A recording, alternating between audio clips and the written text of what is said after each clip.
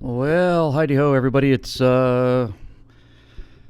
special edition of the Stratosphere Lounge. It's the Dripping Sarcasm, Cynicism, Snark, and Bile edition because we want a special edition. We want a special edition. The special theme shows are so much more fun than the regular shows. Fine. You know what? I don't care. Before we get this goat rodeo started here on,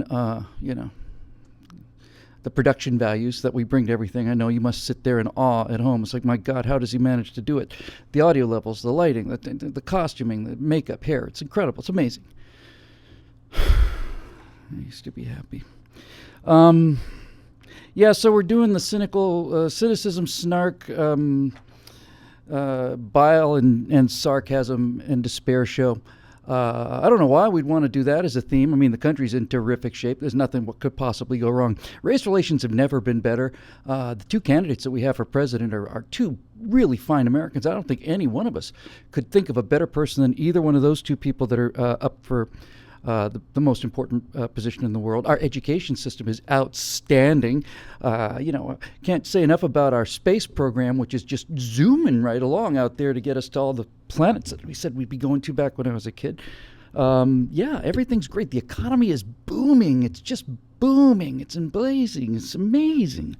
It's amazing. I wonder I even do a show at all. As a matter of fact, it's kind of a miracle I even have the website, because really, once you get into it, I really think what I should just do is mostly say, this Obama has really done a lot for America. Honest to God, he's just done so much for America, and I think we should just, we should just bow down like he wants us to.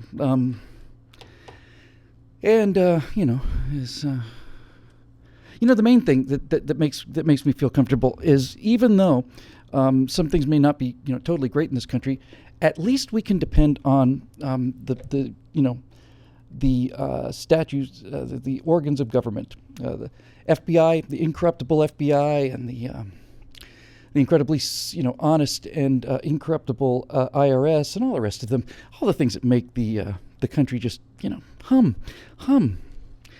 We've never been in better shape, ladies and gentlemen. I don't think we as a country have ever faced this kind of prosperity, this kind of tranquility, this kind of optimism, this kind of hope. It's just wonderful days to be alive. We'll all look back on these days of the 2016 election and realize, man, what a wonderful, wonderful time that was. Yeah, okay, whatever, theme shows, yeah, fine. You know what, I don't think I'm going to spend a whole lot of time on, what's going on out there. How's the airplane going? Whatever. I'm just going to get into it. I mean, let's just get this thing over with. Okay, so 127 episodes of this. 127 episodes, and they're 2-3 hours each one. Somebody do the math for me. It's 200. I can't even count anymore. But for God's sake, it's got to be 100 years of me sitting here. Blah, blah, blah, blah, blah, blah, blah, blah, blah. Yeah, all right. Let's just get this over with. Why don't we? All right. Timothy Morris, if that is in fact your real name, writes this. Oh, I see how it is, Bill. The comment with the most likes votes gets answered, and the minority comments are ignored. So, you support mob rule now? Is that your way of telling us that you become a Democrat? Gee, Timothy, democracy is such an awful idea. No wonder you're all up in arms about it. I don't blame you one little bit. The idea of us being able to choose our own destiny based on the freedom of choice is something that just was utterly repugnant to me and to everyone else. Certainly to you, obviously. It's obviously clear. We take these questions. Here's actually how it works. There's like an account. Not many people know about it, but the team set it up. And every time you click like for a question, I get $1. And if I get more than 5 likes, then from 5 to 10, I get $5, and from 10 to 20, I get $20 per like. So it's not democracy. It's not like I just, don't like the comments that are so awful that they don't get any thumbs up. It's not that at all. There's just a financial stake involved here, and it's I got to get something out of this. Seriously, I mean, I'm practically at retirement age. Yeah, democracy.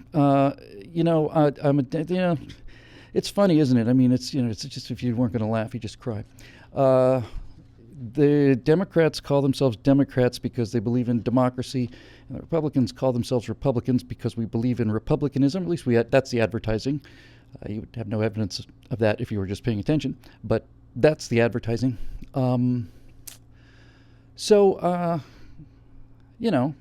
democracies can vote themselves out of their rights. Democracies can vote themselves out of existence. I just asked the Germans how that turned out, and asked the Duma and all the rest of those legislatures that had nothing but democracy and voted themselves right into extermination camps. On the other hand, if you have a perfect republic, you don't need democracy. If you had a perfect republic, and I don't mean a theoretically perfect republic. This is not unachievable.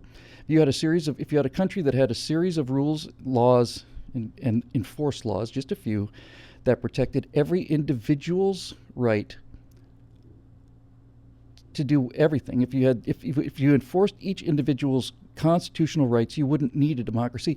In fact, if you got it right with the republic, anything that you would vote for from that point forward would actually degrade your rights, right? So, democracy is not all it's cranked up to be. I don't know what to do. I think I ate a bug earlier. In a hurry, getting down here. No, I'm not a Democrat.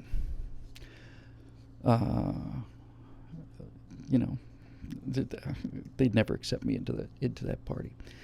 The standards that they have for intellect and looks and dress. That dress, their sartorial standards, so far beyond me that I didn't even bother to apply for the Democratic card. I mean, I just, look, you need to know your limitations, right? And I know mine, and I know what a party like the Democrats are all about. They're all about, elegance, sophistication, gentility, civility, hard work, effort, excellence, achievement, reward, responsibility, personal responsibility. The people in the Democratic Party are just always just so immaculately dressed, and their manners are so exquisite and so, I don't even know where to begin. Suffice it to say, Timothy Morris, if that is in fact your name, I'm not a Democrat because, I don't want to face the heartbreak of the rejection. Because they don't take just anybody, those Democrats. In order to be a member of the Democratic Party, you really have to have, you have to have your act together.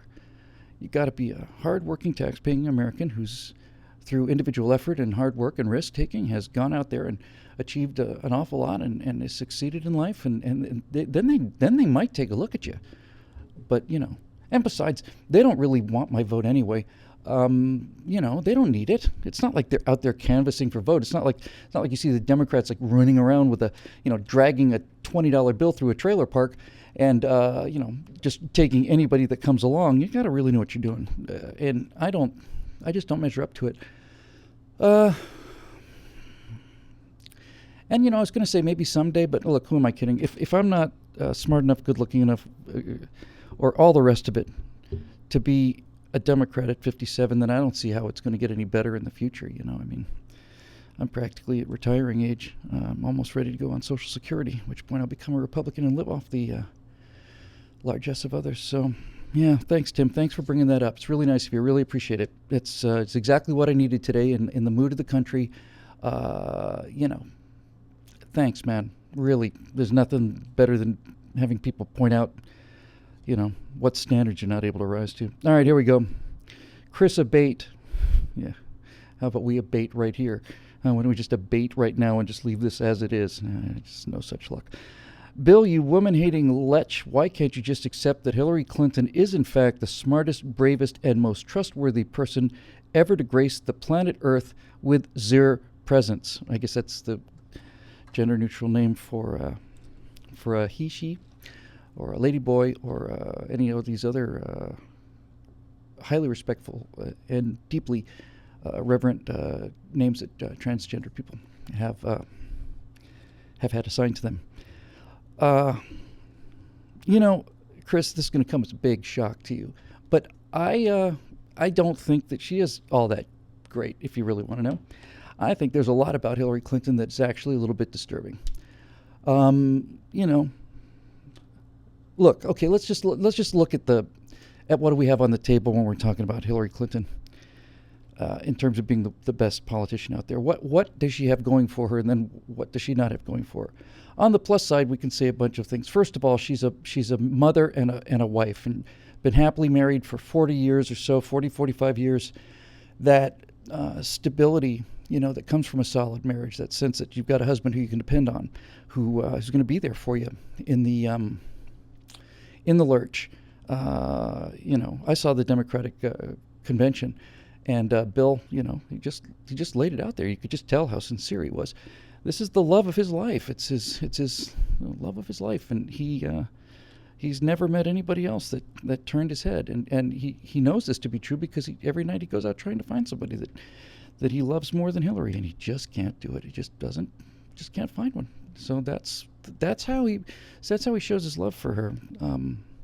Every night he goes out and tries some new woman. Maybe she's young or beautiful or sexy, or maybe she's got some kind of cognitive disabilities, or perhaps she needs a job.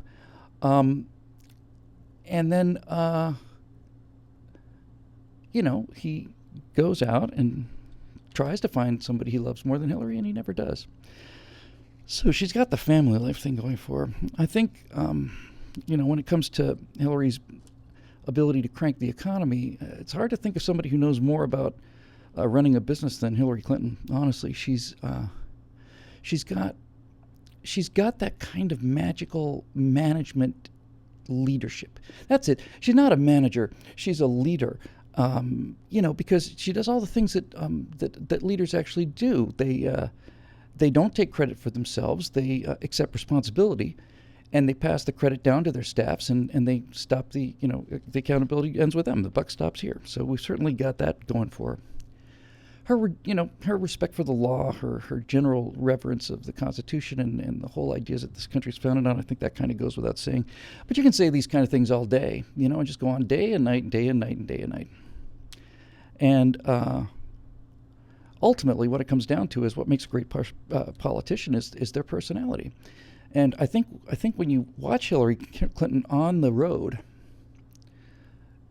the genuine love that she has for people, it just shines out. You can tell in it's like some very subtle ways. You really just have to learn how to read the body language. But generally, the kind of quiet warmth that emanates from her eyes when she's out among the real people, the common people, how you can tell how respectful, but it's almost more than that. It's almost reverential. That's the word I'm looking for. It's reverential to see the look in her eye when she's at one of her rallies.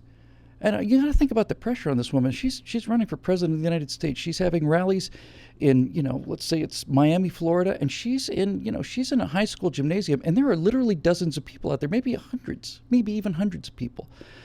And for her to maintain that sense of genuineness and accessibility, warmth, the ability to connect to people on a one-on-one level, that's just magic in a bottle. I mean, Bill's a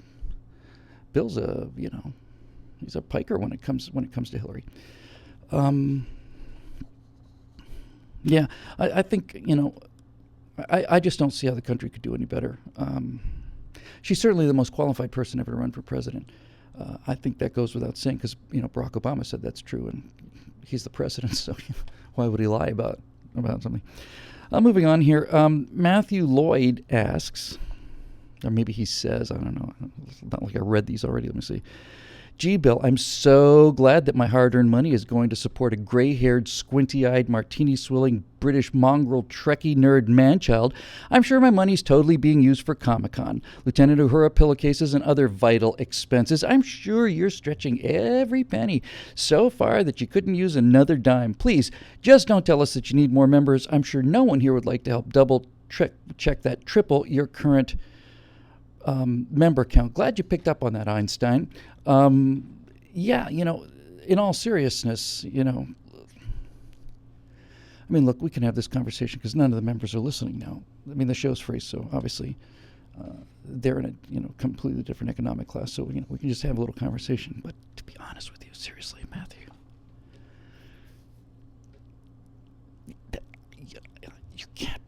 you just can't believe what we're able to do here. I mean, I can sit here and just turn a camera on, and I can just talk, and they send me actual money, real money.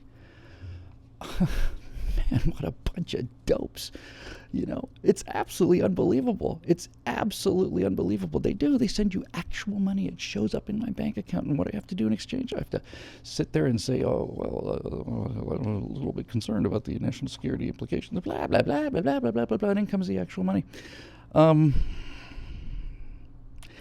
Part of me wants to just after a while, after you've done this for a couple years, taking, that much cash, you kind of want to just say, are you ever going to snap out of this? I mean, joke's a joke, but I mean, whatever.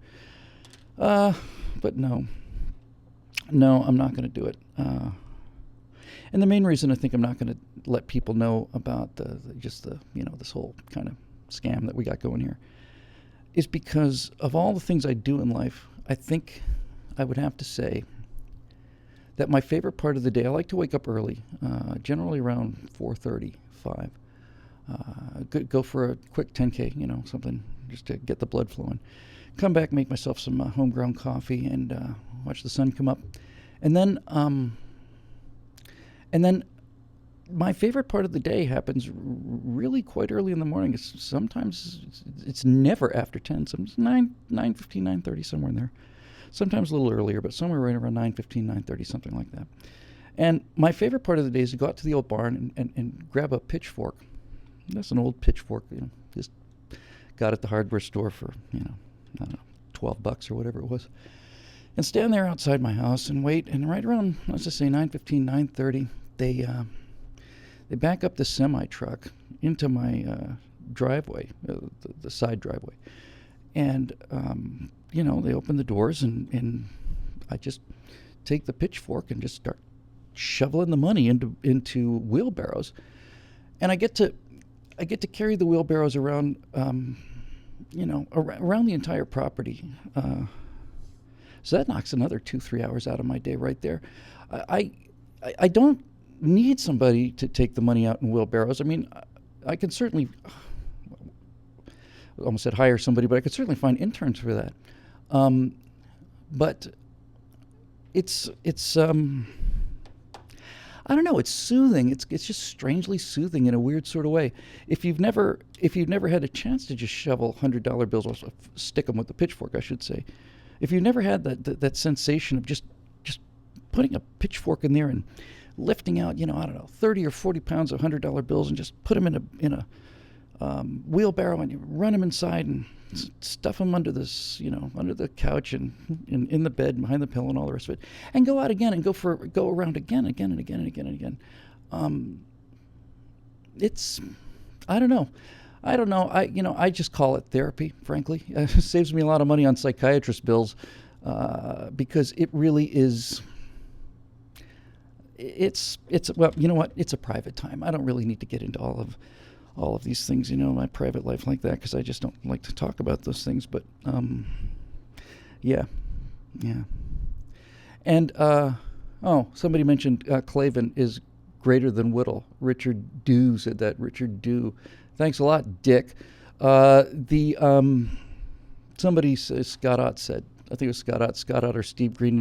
One of those two blood-sucking leeches said that Andrew Clavin is just like Bill Whittle, except happy. And I thought, yeah, if you only knew, if you only knew what I know about Andrew Clavin being happy. God almighty. Yeah, married man, sure he is.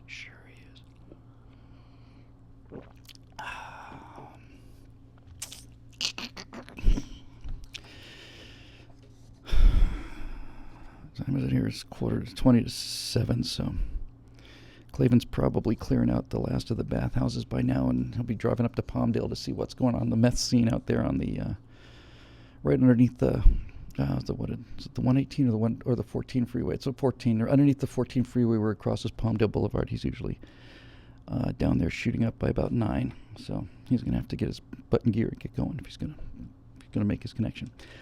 All right, let's see. David R. DiNardo. Welcome, David. We're always happy to have more foreigners in America. God knows we don't have enough, Native Americans, people, born here, speak the language. So, Senor DiNardo, he writes, he's having a rough time getting up the courage to speak on stage, the poor guy, too afraid to hurt people's feelings. What advice would you give Donald Trump to help him overcome his naturally timid and subdued personality? I know this sounds like a cliche, but I would just say to Donald Trump, be yourself. Be yourself. Get out there and have fun. Stop constantly censoring what it is you want to say and just say it. Just say it. Look, I understand that in order to get to your position, you've got to have a great deal of personal discipline, mental discipline, emotional discipline in order to rise that kind of corporate thing. So it's, on one hand, it's very inspiring, and at the same time, it's kind of sad to watch how when he gets a question, to watch Donald Trump, to watch the gears grinding, and watch him weigh the various the various outcomes, and it's like, okay, I understand this, that's fine, Donald, but you're on stage now. You've got cameras on. You don't have time to parse all this stuff out. You don't have time to reflect on it the way you would normally. You don't have time to go out into the woods and walk out there for 4 or 5 days, reflecting on the moral imperatives and weighing all the philosophical values, and then especially crafting it into the kind of rhetorical, just the perfect nuance to make sure that what you're trying to say is as clear as possible. So I would just tell him to be himself. Yeah, I would say, Donald Trump, get out there and have fun. I understand that. I understand that you're trying to play the modesty thing, but seriously, man, you've actually accomplished a lot. You've made a fair amount of money in real estate. I think you should start getting your name out there. I wouldn't be bashful about that. If I was advising Donald Trump, I would say, be yourself, have fun, stop overthinking things, and get some name recognition. I don't know, lawn signs or billboards, or maybe put your name on, a gigantic building or something, or on, on an airplane, or just kind of get your name out there, and I think that would really help him. This is a problem you get when you deal with highly disciplined, really bright people. Their brains engage so carefully and so fully that they miss the emotion. They take a question, like a leading question, often of just a vile personal insult, and instead of just responding to it the way a normal person would, the way he's able to just internalize these things and just to smile gently and deflect it, and the confidence, the self-confidence it takes to be that calm and that quiet and that self-effacing, I think, really, that self-effacing, what's the word I'm looking for? Is it disingenuous? It's something. That's it, I mean, when people can throw darts at you, painful personal darts, and you can just laugh them off, with kind of a wry smile or a nod of the head, and it's like, geez, Donald, you really seem like a really woman-hating misogynist, and you just say, boy, you don't know the half of it. And then just to get that kind of natural laugh from everybody, including the press, So I think that's really what I would tell them. Just loosen up, get out there, have some fun, get your name around, and we'll see how it goes in the polls. Because I think I mean, I don't see how anybody can stop him now, but, it's a theoretical. So there we go. Joanna Hunt, okay, why not, asks, how many more songs about love will finally convince ISIS to stop killing infidels? Surely we can find the perfect lyrics with the proper liberal mind writing them. Okay, Joanna, I understand. I get the joke, okay, man? I see the sarcasm there. I get it, yeah. Ha, ha, ha, ha, ha, ha, ha, ha. Aren't we clever? Aren't we sophisticated? Don't we know all the answers? Why don't we just, why don't we just sing some songs? I know what's going on here. You're mocking the idea of connecting with these people emotionally just to show everybody how smart you are and, how realistic you are and all the rest of it. Come on, This business of fighting terrorists, all it does is make new terrorists, I mean, all we do is go out there and kill people, and then those people, once they're dead, go out and become more terrorists. And the main reason people commit these acts of rebellion, and they're not even acts of rebellion, really. I mean, you go into an airport and you you go in there to make a statement, and you go in there to make a statement. You go in there to get some attention. Okay, so bullets fly, and 30 or 40 people go down. You can't make an omelet without breaking eggs. And what I think it really is with ISIS is I think it's just a cry for help. I think it's a cry for help, and I think people like you, Joanna, who mock people like me, who and the rest of these viewers mock us for having the fundamental human decency to see that when somebody's kneeling there and having their head sawed off, it's not just one person. There's two people involved there, Yeah, a lot of people simply go to the guy who's having his head sawed off, but you got to remember, it's not easy on the guy doing the sawing either. The guy in the orange jumpsuit gets all the attention, gets all the attention, gets all the sympathy, What about the guy with the black mask on? You got to think about how hard that's got to be on him. First of all, he has to overcome his natural human sympathy towards other human beings, and you got to keep the knife sharpened and, cleaned up, and, you got this black thing, which, if you've got a white cat or camel hair or something like that, it just shows right up. You can't go out of the house in black. I can't anyway, not with my animals around. And everybody talks about, the victim here, they just shot 15 people, put some people in a cage. Okay, so they took a pilot and they burned him in a cage. All right, that's fine. But, I mean, does anybody ever think about the work that went into that? Does anybody ever say, hey, I wonder who rigged that thing? They light the thing on fire, and a fire trail goes into the cage. No one says, hey, who built the cage? And no one says, hey, nice cage, bro. No one's like saying, hey, man, perfect amount of gasoline, enough to keep burning, but not enough to just to put the guy out of his misery. This is the thing. This is what they're fighting against. This is why they're so angry. It's because we don't connect to them emotionally when they make these actions, these when they have these rebellions against unfair authority. Then it's really a call for attention, and mostly, honestly, I mean, let's just cut to the chase here. It's a call for respect. It's a call for respect, and Richard Dew says, terrorist lives matter. They certainly do. They certainly do. I mean, you think about it. You got all these people over there, people like us, people working in the World Trade Center and all the rest of the stuff, and they live these perfectly happy lives, and they've never been hungry and stuff. You got to think about the kind of courage it takes.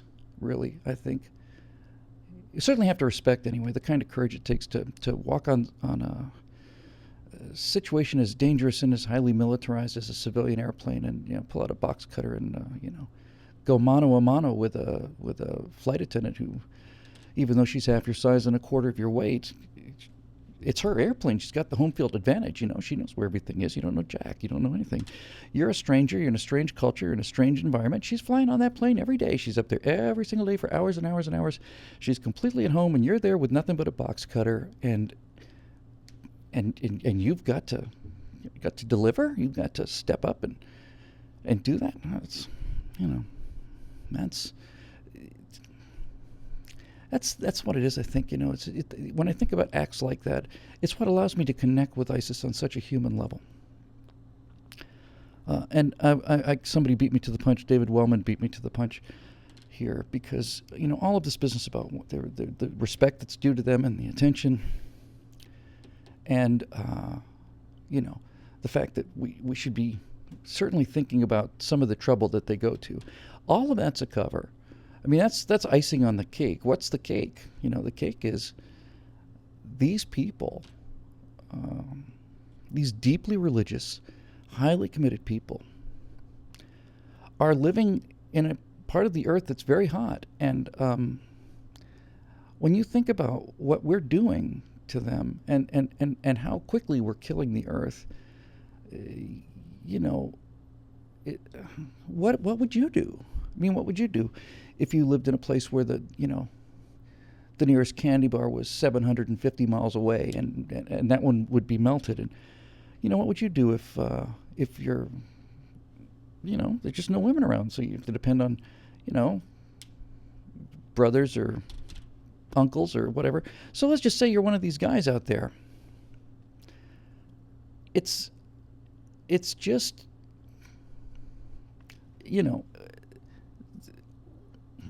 I sometimes I just run out of things to say. It's just only because when I think about these people, they're out there tending their flocks. They're out there tending their flocks. They're actual flocks. They're organic goats. There's no preservatives in them, and no steroids, and none of this stuff. And to think of these young men out there sitting on the rocks, watching the goats, and thinking about, you know, forcing and thinking, you know, just trying to just somebody who's got such a good handle on things like, okay, yes, of course it's not the CO2 that's actually generating the heat. It's the CO2 that's forcing the uptake of water vapor. Water vapor is doing most of the warming. I mean, these people know this. They understand that this whole thing is just a very intricate web of life that's delicately balanced, and you pull on one thread and everything else, you know, comes apart.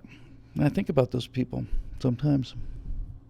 Sometimes late at night before I go to sleep, I think about these ISIS heroes and rebels and revolutionaries. And I think about what it must be like to, you know, middle of the night out there, you know, you have to get up, go to the bathroom. So, you know, you put on your dress and your sandals, and you open the door and you walk for, I don't know, half a mile or whatever, find a, you know, new part of the ditch. And I think about them, and the amount of strain that they must be under.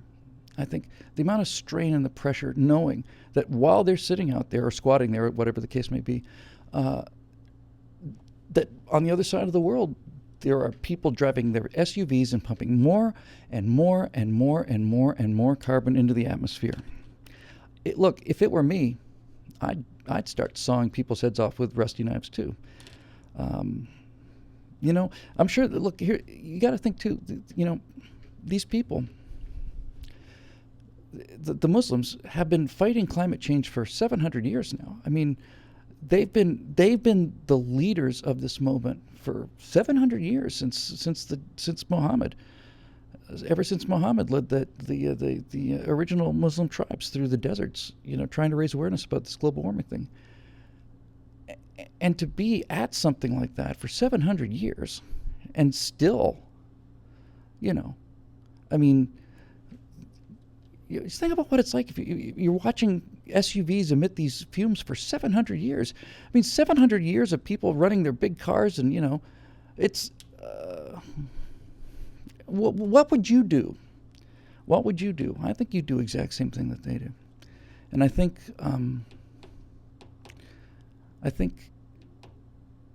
well, you know, the main thing is they love their children the way that we do. And that's why they have to blow them up, you know. I mean, they're just too good for this world. And, you know, I don't know, maybe they want more kids instead of, you know, numbers or volume. Maybe they're just going for area. I can't decide. I don't know. Who knows? Who knows how these things happen? But needless to say, Joanna, they have my pity, and you don't, for being so cynical about all this. All right, Indiana Finney. Can I call you Indy? Indiana. Yeah, I wonder where we got that name from. It's an absolute mystery. Bill is an evil, right-wing, homophobic, sexist, transphobic, xenophobe. How much mental gymnastics is it taking for you to accept gays, Muslims, women, and trans folk into the conservative movement? How much mental gymnastics does it take, Indiana? All of it. It takes all of it. It takes all of my mental gymnastics to square myself with the thought that these mongrels are, it's really, let's just say what it is. I mean, these mongrels are coming to America, and they're distorting, they're just polluting is a better word, the pure bloodlines of the American people that have been just so sacrosanct and so well preserved over, millennia. The thought that after all of this time in the United States, that now all of a sudden we've got Muslims and foreigners and Mexicans and things like that coming in here, and they're chucking genes into the American gene pool hither and yon, without any kind of screening, without any kind of measurements. No one, if there was a guy at the border with a pair of calipers taking head measurements, distance from the nose to the, if we had people down there doing that, then I'd be fine with it. But we don't, and that's just suicide. It's cultural suicide. Look, as far as the gays thing goes, I think I've probably mentioned this on the show before. I went back to do a sketch comedy show in Florida back in 95, 96, and I had a gay roommate there. We didn't have the same room, obviously. We're just the same apartment. We shared the same apartment. So there we were one evening, taking a shower, and, and not in a gay way or anything, just like guys do after a workout or something. And to think about just the level of hate that's directed, at people like that. And I don't know. I'll never understand it. I'll never understand it. I mean, that was a 3.5-hour shower. And we talked about a lot of things and really got a lot of ground covered there. And it's just, it's such a hateful place here. It really is. I mean, there's a restaurant right across the street here, and it's not bad actually. And I'll usually go out there for lunch, pick up a sandwich or pizza or something. And often I'm checking my email. No, well, you check the email obviously, but most of the time I'm just looking down, responding to Facebook questions. And I was coming back up to the building. It's like right across the street, and I don't know, was it 4 or 5, homosexuals there that lying there stoned to death, and you just have to step over them and trip over them if you're not paying attention. It's it can cause a lot of trouble. And what else do we got here?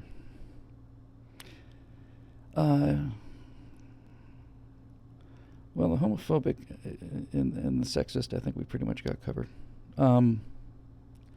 It's just, I think the only part of this is really unfair is the sexist thing. I don't think it's really fair to call me a sexist. Just because,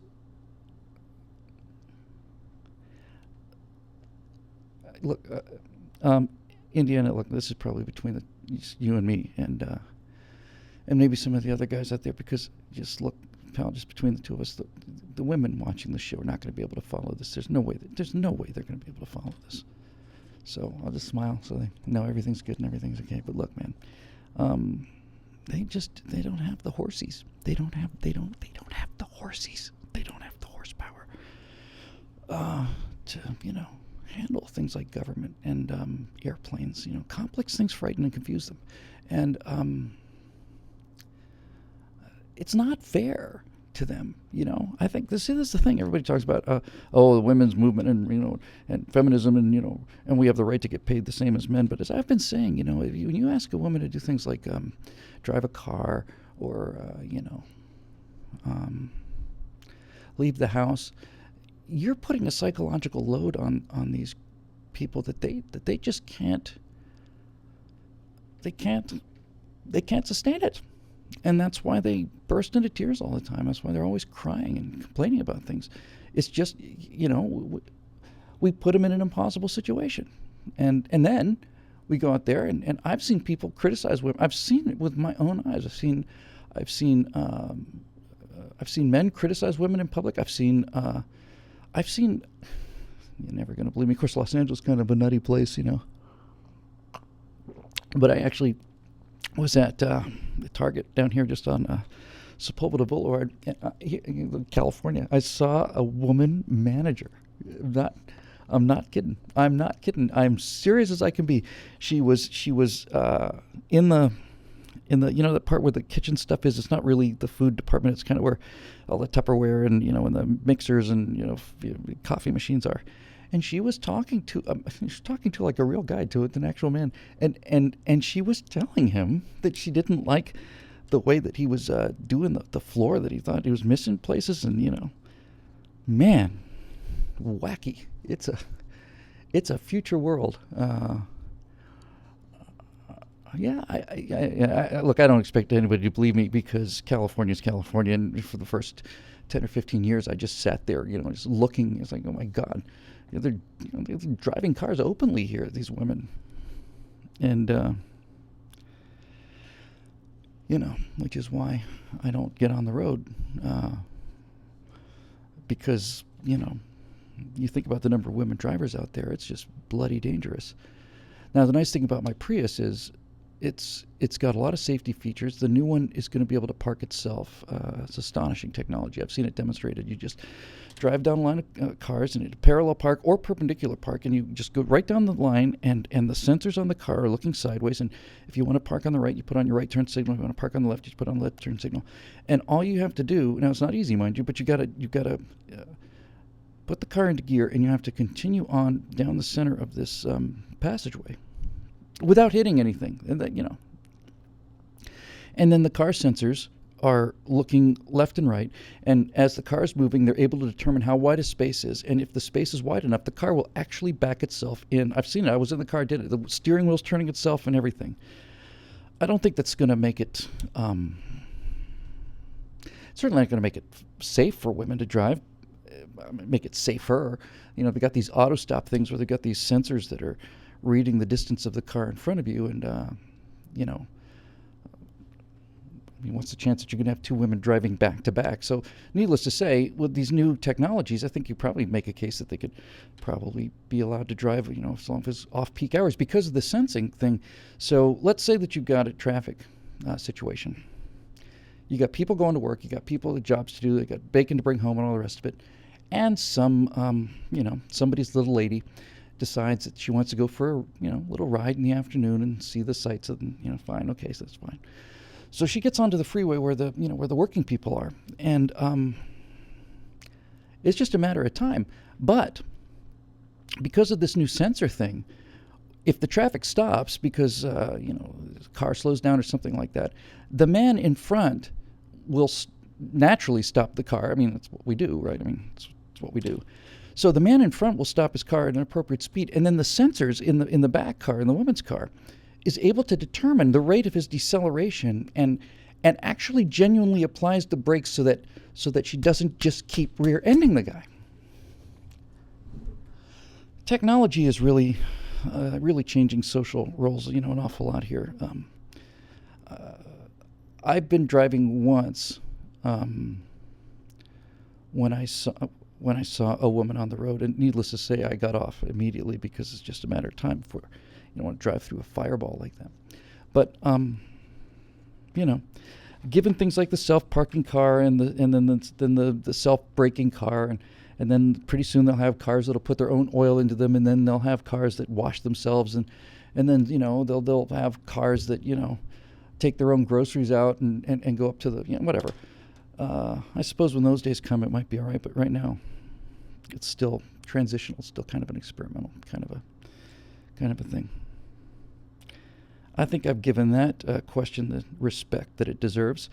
Moving on, it's going to be a relatively short show, I think, because, really, I do actually, in fact, get paid by the hour. So, I mean, I get the same amount of money per month, whether this show is 3 hours or 3 minutes. So I just want you to, keep that in mind. So next one comes from Kevin Jordan, who says, don't you just love the new San Francisco all-female police force? Police brutality is the lowest it's ever been. Officer complaints are rock bottom. Spending patrol budgets on PR and sensitivity training have fielded the best armed officers we've ever had to deal with the personal needs of the city. Violent crime is up, sure, but if we just raise the taxes another 5 points, we could move this program far enough to finally have a real impact on this crime wave. This kind of connects to the ISIS thing I was talking about earlier. Crime is just it's a self-esteem problem. It's just that simple. Crime and criminal behavior. See, I'm already using the language of privilege. Standard social transactions are the result of not enough feminizing influence on men when they're young. I mean, if you had enough women actually out there in the teaching and if you had enough single moms raising kids, then that feminine influence on young men would not only soften all of these violent, hateful, criminal tendencies, it just completely eliminate them. I mean, it's really what it is. So when you think about things like violent crime, what you're really dealing with is a problem of lack of nurturing. Really, it's a problem of lack of nurturing and low self-esteem. So, I think if you got to the place where you have, as you mentioned, an all-female police force, they don't even have to be armed, right? I mean, just by being there, just by having a woman in uniform and showing to these non-standard economic businessmen that society is in fact fair and tolerant and just, I think crime just kind of disappears on its own. It just kind of falls away. Nancy Pelosi,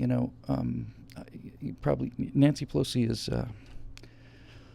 she's a philosopher, and I think it might have been Dianne Feinstein. It was one of the great women of California. There's so many of them, I get them sometimes mixed up. I cannot remember whether it was Nancy Pelosi or Dianne Feinstein, but it was. Come to think of it, it might have been Dianne Feinstein, who has been just an honor for me to vote for 15 or 16 times that she's been up for re-election. Anyway, I think it was her. She said, if a person robs a building or something, a bank or something, and they realize that no one in there is armed, then of course they'll put down the weapons, because that's just human nature. She said that almost verbatim.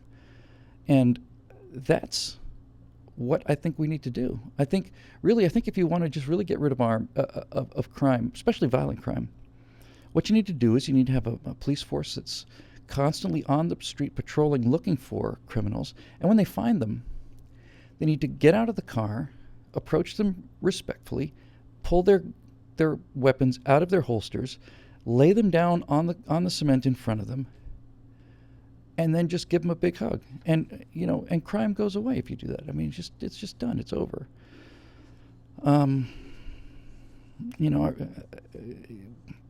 Another big part of the problem, of course, is our school system, which is ideologically sound, but still is just somehow missing. We're missing something.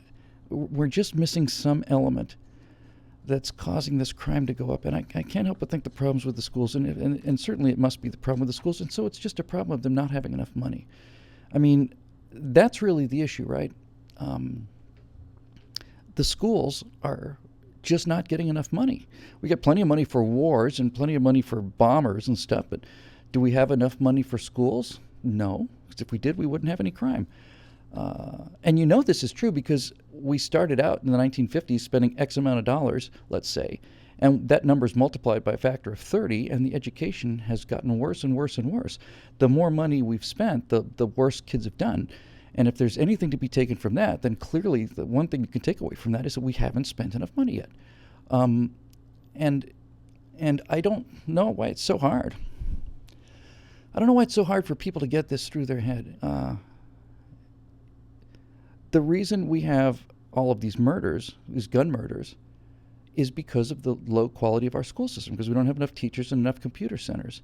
Yes, of course it's true that we spend 3 times as much per student as the next highest country in the world. But the fact that we have, these mass shootings, just an indication that we're probably not spending, we're probably only spending a tenth of what we need to spend. Right now, I think it's like $15,000 per student in Detroit for a year, somewhere in that ballpark. $15,000 per student per year. We're not going to solve this crime problem, and Detroit's not going to recover, certainly, until we start paying something realistic, $100,000, $200,000 per student per year. If we did that, then all of a sudden, our crime problem in Detroit would be over.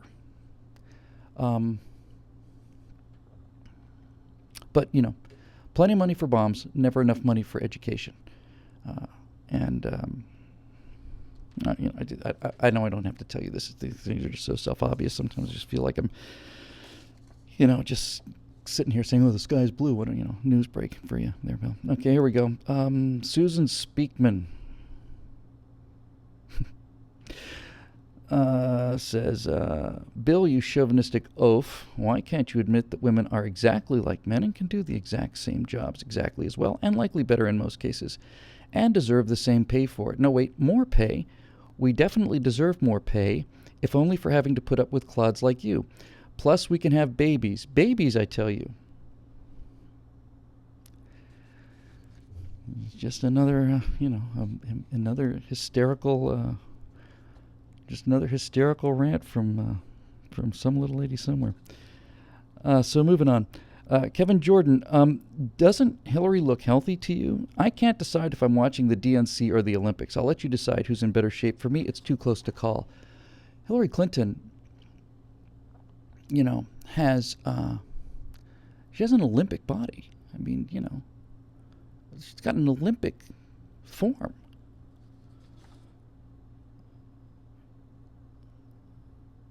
It's just, anybody who's ever seen a game of basketball knows that you can't play basketball without a sphere, right? I mean, you can't play basketball without a sphere. The hammer throws a sphere. You have spherical objects everywhere. Volleyball, it's all sphere. It's all part of the Olympics, and it's that Olympic spherical perfection that Hillary has physically that ties her into this athletic. That's why we have the athletic image of her that we have it already. That's what I'm trying to say, Kevin. You see a lifetime of people playing with balls, and Hillary Clinton's the first thing that comes to mind in a case like that. And you got to think about how much effort it must take and how much discipline. I mean, think about that. She's not a spring chicken. What, she's 69, 70, something like that? When you think about how easy it would be for Hillary Clinton to put on weight just by, eating what you wanted when you wanted to and not getting any exercise. When you think about how easy it would be for her to put on weight, and then you take a look at her shape and her physical condition, you realize that, my God, is there a better advertisement for the discipline that this woman has in terms of her being fit for office? I mean, when you can muster that kind of personal discipline, there's nothing you can't do. Nothing. There's if you have that kind of discipline to stay in the kind of shape that Hillary's in over the years that she's been doing it, and the fact that she's been in the public eye, having to maintain this male-dominated idea of masculine ideal of sphericality. It's a lot of pressure on somebody. It's a lot of emotional pressure, and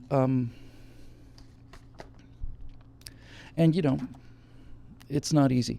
So here's to you, Hillary. And I know people just assume you look that way, but I know the kind of work it takes because I go to the gym.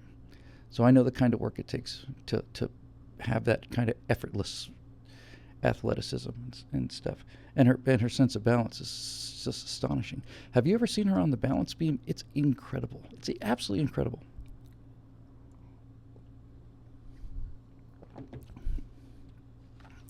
She should be in a circus someplace, honestly. I really mean that from the bottom of my heart. So, the thing, too, is, you got to understand that this is, when you work as hard as Hillary does, you have to take every other day off. You can't work as hard as she does on the days that she works and not take a day off every other day. I mean, I think this is self-obvious. It's self-explanatory. I mean, Donald Trump goes 3-4 weeks without a day off because he's 3 events, 4 events, and he's not reading a teleprompter. He's just doing it out of his head, And there's tens of thousands of people there, but Hillary has to go to a as I said earlier, she has to go to a high school gymnasium or something, and because there's dozens of people there, they're not like on the far end of the bleachers at the far side of Florida Field. It's not like there's 100,000 people in there at a Hillary Clinton thing, and she can just come out and wear a hat and say, make America great again, and then just speak impromptu for an hour or two. You think about the effort it takes to actually read a teleprompter. When you consider her age and length, her eyesight, and all the rest of it. Look, I'm not a spring chicken, but I started reading a teleprompter when I was 35. You read a teleprompter for half an hour, your eyes just burn. They're just burning because you're scanning back and forth. You're scanning back and forth, scanning back and forth. You're looking at this, and here's the inflection. Pause for the laugh. Pause for the applause, and it damn near killed me when I was 30. And for her to be able to do that, day in, and then a day off, and then day out, and then a day off, and then day in, and then a day off, and then day out, and then a day off. Unbelievable. It's no wonder the Democratic Party's motto is the donkey, because she works like a rented mule. That woman, just unbelievable. Discipline, work ethic, gratitude, kindness. These are all adjectives that could be applied to somebody like Hillary Clinton, I think. Okay, here we go. Steve Darrow has a manly question, which is, kind of a surprise. Okay, Bucko, you like those Florida alligators, but you wouldn't bet me when my dear old Texas Aggies whipped your backsides in baseball. If y'all can get past Vandy and the other cupcakes in the East and face the Fighting Texas Aggies in the SEC Championship, what's the bet? First of all, Steve, what is baseball? Is that a typo? No? It's some local game I guess you play in Texas. Okay, great. So, so you guys are out there, out in West Texas playing your baseball, I'm sure. I'm sure literally dozens of people have heard of that. And then as far as the rest of it goes, it just seems a little, triggering, maybe. It's a little harsh, it's a little straightforward. I mean, look, I'm looking at this, Steve, and all I see is competition. Okay, I'm just going to say what it is. I'm just going to call it like I see it. Not, if it causes you to, if it triggers you, or if you have to go to safe space, that's fine. But I mean, I look at the second half of this. When you're talking about my Texas Aggies, as if it's you've got an emotional connection to this school or something, and you're talking about competing in Florida against Vanderbilt, Florida against Texas, everybody competing against everybody else, and SEC championship and all this other stuff. These ideas are just so outdated, and it's no wonder that we have the crime we do, because everybody's so busy competing with one another that they're murdering and killing each other left and right. The SEC championship, it seems self-obvious to me. Well, I don't even know how many teams there are now, because they did let in teams like, Arkansas and Texas and other schools that really just don't belong in the SEC. They could have formed like the tumbleweed league or conference, or the sagebrush society or something. In any event, the SEC championship should just consist of 12 teams in their uniforms, and do it alphabetically to be fair. So Alabama, A, B, C, D, F, G, H, I, J, K, L, M, N, O, P, Q, R, S, T. Yeah, Alabama, and then Auburn, and so on. And the you don't need but 11 guys. That's all you need. You don't need all the rest of those guys. And the SEC championship should be, mutually respectful. The Auburn team and the Alabama team should line up on opposite end zones and walk to the center of the field and shake hands. And then, let's see, D, E, F. Then Florida, G. Then Florida and Georgia should line up at sides, and then they should come to the 50-yard line, shake hands, and then move off to the sidelines. And after all the teams have done this, then everybody gets the trophy that they've worked so hard for all year, and the fans can applaud. And it's a beautiful thing to see football players out there not competing against each other. We can only, every time I think of this, I just think of John Lennon. I don't know what to tell you. It's hard for me not to think of something pretty and then beautiful, spiritually beautiful, and not think of, imagine. But imagine, imagine there's no end zones. It's easy if you try. No referees to flag you. No other reasons why. Imagine all the players, playing all as one. Now, they say I'm a dreamer, but I'm not the only one. I'm sorry.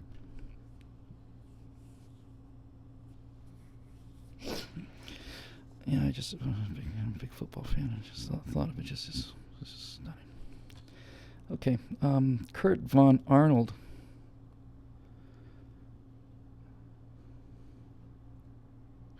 Okay. Yep, jawohl, Herr Von Arnold. Writes, the worst produced show on the internet? Question mark, question mark, question mark, question mark. What an ego, what arrogance. There are plenty of podcasts that daily show that they are more deserving of that title. Did you hear that, Bill? Daily. Unlike yourself, who, when you actually deign to show up, spends 20 minutes strutting around displaying your sense of unearned technical inferiority. Let me tell you something, Herr von Arnold. And by the way, Sieg Kurt, when I say it's the worst produced show on the internet, you have to, obviously, duh, if a 4-year-old turns on his iPhone, okay, sure, he's likely to get the sound levels right and the lighting levels right because it's automatic. It's automatic in the phone, but that's not the point. The point is anybody can get out there and do this. When I say the worst produced show on the internet, I'm talking about the worst produced show on the internet for a person of my stature. Obviously, I think that's just, I don't know whether you're being sarcastic or whether you're just intentionally missing the point. When I say it's the worst produced show on the internet, it's the worst produced show on the internet for a person of my stature. That's, it just seems implicit in the entire statement. Obviously, in Botswana someplace, I'm sure there are worse produced shows than the Stratosphere Lounge. But nobody's heard of these people. Nobody knows who they are, right? They've got some membership thing going, and maybe, I don't know, who knows what they use for money over there. So but it's not the same thing. It's not even close. So when you have to think about, the number of people that are watching. Literally hundreds of people have seen this show over 127 episodes. Hundreds of them. And this is the kind of magnitude we're talking about, obviously, when I say it's the worst produced show on the internet, I'm talking about the worst produced show on the internet with our kind of budget, $750,000 an episode does not go very far. It may sound like a lot of money. When you think about the amount of effort and the amount of preparation, especially, that I put into these shows, it's just like that, it's gone. shows that cost 10 times what my show costs are really much better. And, look, it's not a mystery to say if I had another, 70,000 members, we could improve the quality of the show quite a bit. There's a lot of things I could do if I had another 70,000 members. I could bring the camera closer maybe or something. Right now I have to lean forward, but I can't do it because number one, I can't afford it, and secondly, there's no union guy to move the camera, because if I move it, that's it's a violation. But the $750,000 an episode is the show you get. That's what you get. If you want a better show, then just pony up more. I hate to be so brutal about it, but seriously, if you don't like the 750,000 version of per episode of the Stratosphere Lounge, then talk to all your friends and their friends' friends and their friends' friends, and when we have 70,000 members, you'll see a significant improvement in the quality of this show. Significant improvement. Until then, otherwise, put up or shut up. That's my attitude. Okay. Chris Taylor says, if the Union fought a civil war to end slavery, as you like to claim, why didn't they do the much easier task of voting to end slavery in the Union's few remaining slave states instead of, waiting until after the war is over and Lincoln was dead and buried?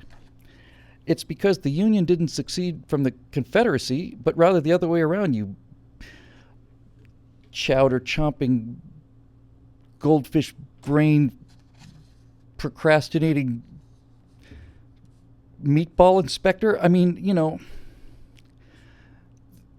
the Confederacy left the Union, and your question is, well, why didn't the Union just stick around longer and and just wait for slavery to die? Well, that was exactly the plan, Einstein.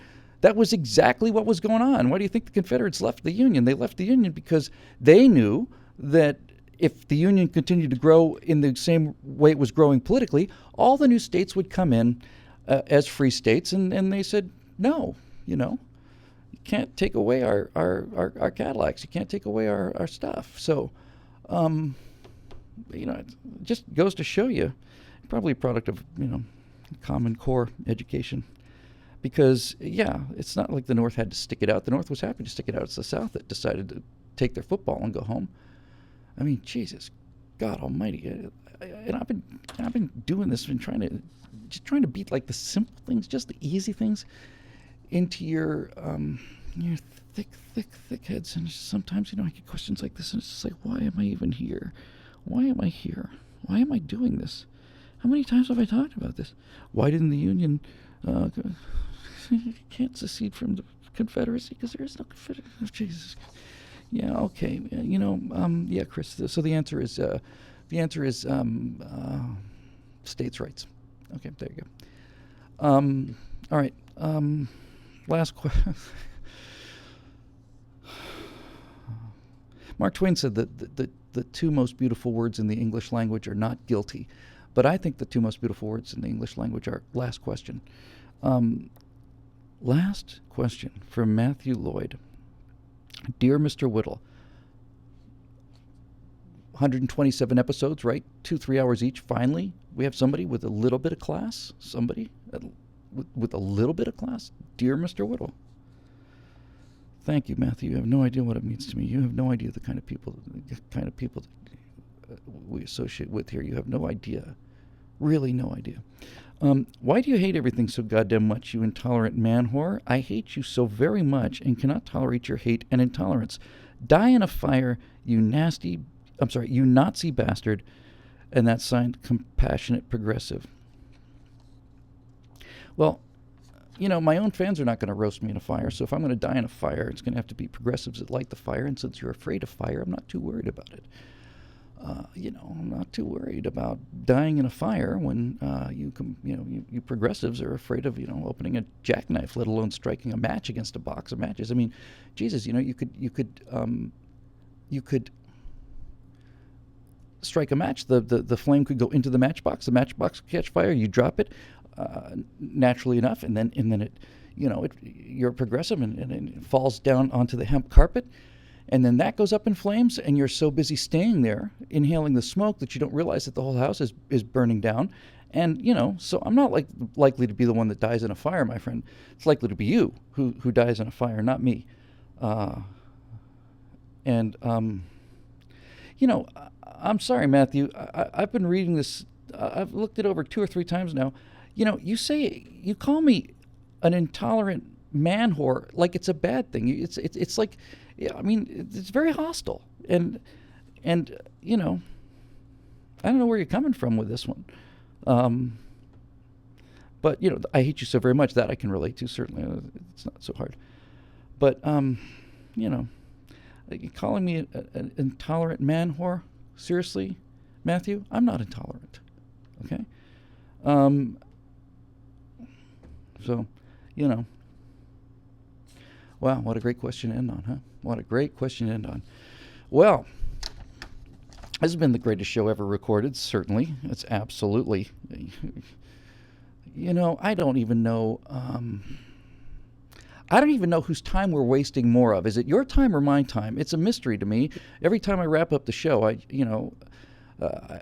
do my little, tap dance about thank you very much, members, and then I turn off the camera, and then then I'll hold those miserable bastards for another week, and crack open the single malt scotch, and and the entire staff comes out of the back, and we hire interns here, 17-year-old interns, and it's weird because trying to find cheerleaders that can actually edit Adobe Premiere and know what they're doing for $5 an hour is not as easy as you may think it is. Not nearly as easy as you may think it is. And to get them to come to work in the uniforms, that's an extra $2 an hour. So, look, it is what it is, right? It is what it is. So, at least today, for one time, one episode out of 127 episodes, I don't have to go through this whole kind of, thank you very much for your membership. We know what that is. Look, it's free. I don't think it's worth the money. I think you're getting ripped off, but it's free. So, if it turns out you don't like it, if you don't like the production values, if you don't like the, the shirt I'm wearing, or maybe the blue on the wall back there is bothering you, or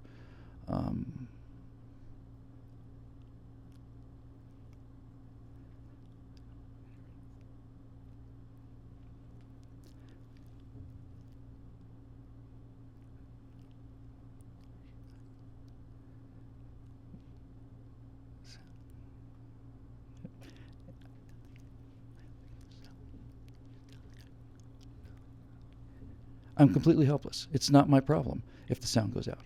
It's just, it is what it is. I'm sitting here, I'm not touching anything here in my hands, and we've got this gear, and it's the oldest, worst gear in the world. Barely alive here on the pittance that, that you toss into my fountain after a lifetime of providing with you free entertainment. But look, I'm not touching anything, and we're working with such junk here that, you can be in the middle of the show, you're having a great show, the rhythm's really picking up.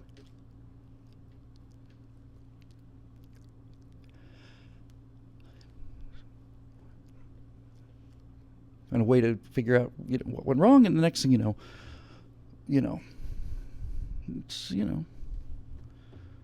it's it is what it is.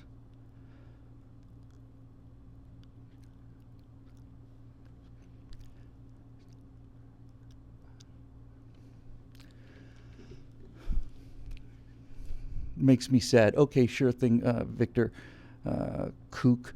My shirt makes you sad. Sorry about that. I shouldn't have worn black. I wore black because it's slimming. I'll come out in horizontal stripes for you next time if that'll make you feel a little better, a little more secure. We all need a drink. Can we at least get some sarcastic, what is that? Something/something tonight. Can't make it out from here.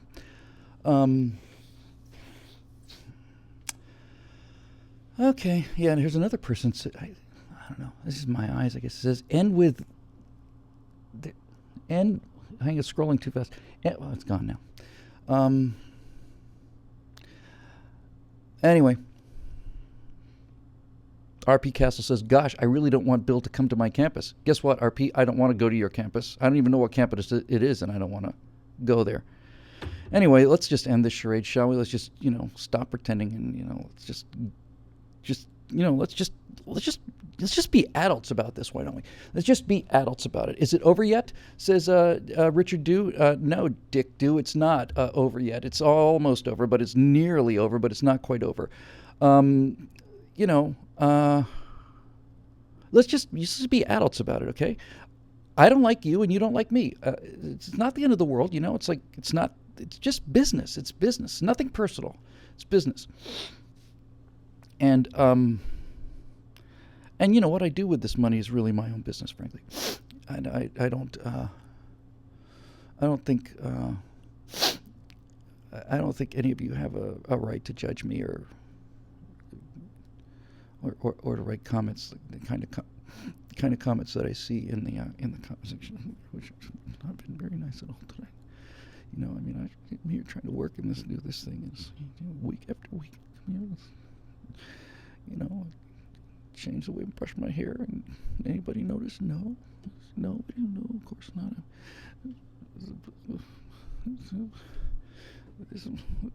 It's so hard to do this backwards. See that frame right there? The LEDs were gone on that last week. One of the sections was gone, and I replaced that today. Did anybody notice? No, nobody noticed. No, nobody said. Just out here by myself.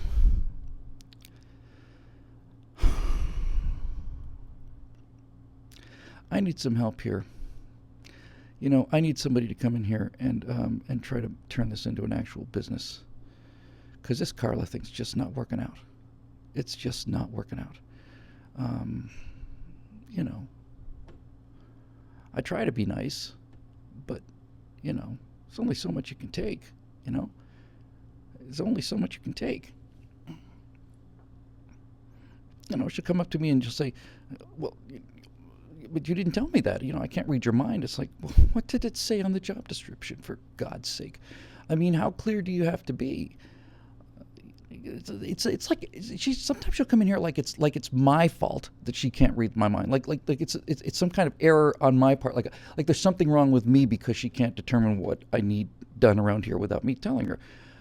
I don't know. I just don't see much of a future for it. And to be honest with you, now that I've made that decision, I feel a lot better. I feel like I've let a big weight off of my shoulders. Well, it's probably time for me to turn off the cameras now. Got a hot date tonight with a supermodel, as usual. And, after that, I don't know what I'll do. Probably won't get home till dawn. The yacht, get out to Santa Barbara, channel and back. By the time you get back, it's damn near sunrise. And so I guess after that, I'll probably, sit on the red leather 200-year-old armchair that I got from Windsor Castle, and probably around sunrise, I guess, by myself again. I'll just be sitting there in my study, warming my feet by the fire in the gondola of my stealth Zeppelin high above the city of Los Angeles, and it's looking down there with my camera obscura, looking at the people moving around there like ants, moving around like little ants. And I'll do what I do every Thursday morning. I'll come home after a night on the bay with whoever the latest starlet is, Johansson or Johnson or what's her name? Oh, the blonde. It's not Charlie. I don't care. I don't even care. Anyway, I come back after that and I get in the stealth Zeppelin and I have I'm up on the top of this thing and I look down and people are down there like ants, and I pull the brass lever and the new lens rotates into position on the camera obscura, and right there in front of me, there all of you are just walking around there on the earth, just as happy as can be, dumb as a box of hammers, la la la la la la la la la la la la la la. And there I am in my, just casually dressed in my red velvet smoking jacket and my fez and my brandy and my deerstalker pipe with the custom, Turkish tobacco. Just open some Chaucer and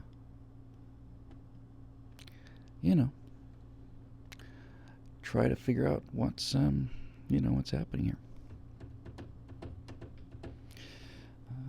I'll probably just close with this thought because it would be nice to end on something positive. There is so much stuff that I know about that you couldn't possibly understand.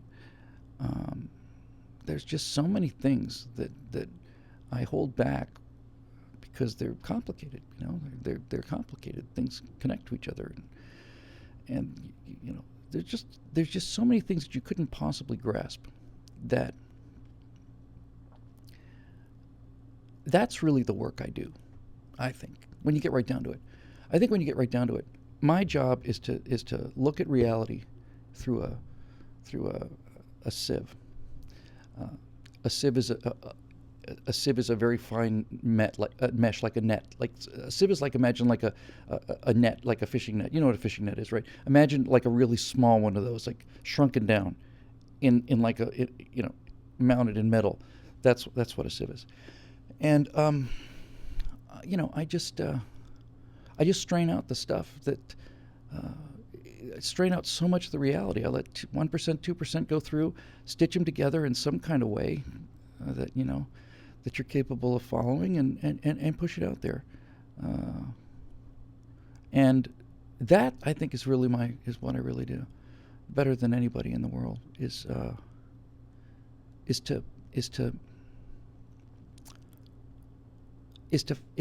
find those parts of reality that are understandable. Is not it's a cognitive problem. Cognitive is a word that means your ability to comprehend something. So if you have good comprehension, then you would say that you have good cognitive skills. And I just filter this and figure out what I can let go through. Now, a lot of that is because I went to college and walked the campus beside many people who had advanced degrees, and so it's so a lot of that, I guess, is just I factor that in, but yeah, the translating my thoughts down to a level that you can comprehend is the challenge, certainly. And God knows there's been, I've done hundreds and hundreds of these firewalls and afterburners, and I just think, Bill, keep it simple. Use small words. Don't put too many pieces together. Just keep it simple. Write it on the third grade level and hope that they can catch as much of it as they can. It's a living. It's not much of a living, but I suppose it beats working in a coal mine. It's not much better than anything else other than working in a coal mine. Working in a coal mine kind of sucks. All right. This is enough mutual butt kissing here to last us for another week or so. This will conclude. There's another 3 fantastic words, not guilty, last question, and this will conclude episode 127 of the Stratosphere Lounge. That'd be the Sarcasm, Cynicism, Despair, Snark, and Misery edition. I've had this thing loaded up forever, and just waiting to hit that button, waiting, and I'm just I can't tell you how overpowering it is. We're an hour and 24 minutes now. I like to do an hour 30, and so that's another 5.5 minutes now that I have to kill. But mostly, when I think about the quality of the people that watch this show, mostly what I really want to do, what I really